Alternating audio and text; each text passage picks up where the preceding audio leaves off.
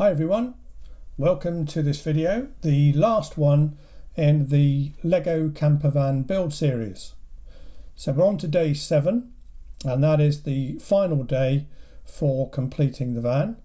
That really just covers the front section complete with headlamps, putting on the wheels and the 2 rear sections including this one with the fuel filler cap. So that's then all completed. So hope you enjoy watching this last part, and then I'll see you again at the end of the video just to have a brief chat about the whole process and what I think about the Lego model. See you then.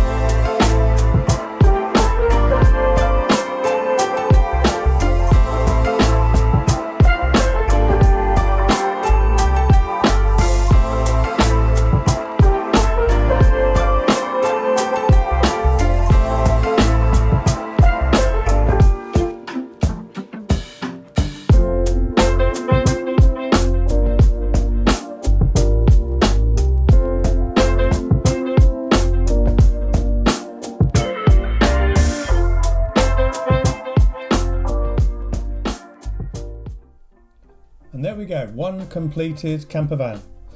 A couple of things I thought I would mention. Firstly, if you've been watching the other videos, you'll have seen me peering intently at the instruction booklets. There's 2 booklets with this particular model, based on how I think Lego do all their instructions. Very easy to follow, all illustrated, and you just work through the sections of the instructions. You are told which pieces to collect to make any particular part of the model, how to put them together, and ultimately where they fit as you build the model up. And I guess the other main thing has been just the sheer amount of detail and precision in how they put together this brilliant model. This is a T1 split screen, so it has the complete split screen at the front which open up. You've got the driver and passenger opening doors, the 2 side doors, and of course there's the pop top, and then the rear window opens up, as well as the engine compartment here at the back. So a lot of moving parts just on the outside, and then there's a whole load of internal features, from the fully working rock and roll bed, the folding table, the opening cupboards, and down to the individual little lamps, curtains, and the little flower in the back, plus the couple of posters that are also in there. So overall it's so well thought out and great fun to build as a result. In terms of building, there were over 1,300 pieces. I did lose a few pieces. One of them was on the dashboard, so I had to raid my grandson's Lego collection to complete that, and also one piece on the roof line. So the more eagle-eyed will spot there's actually a red piece here which should be grey. Managed to lose the grey one, so I'm hoping somewhere amongst all the pile of Lego I'll find another one and replace that as well. But otherwise it's a complete model, and it's now got quite a place on what is going to become, I think, the Lego shelf. I have to say I think I have got the Lego bug, so I'm now going to tackle a London double-decker bus, again with loads of little bits of detail and components to pull together, but it'll be keeping me occupied through those winter days in lockdown. So that's about everything I was going to tell you. Hope you enjoyed the series. If you did, please give us a thumbs up, and if you haven't already, please subscribe. Really appreciate all the support for everything we're doing. So all it leaves me is to say I hope you're all well, keeping safe, and we'll see you again next time. Bye for now.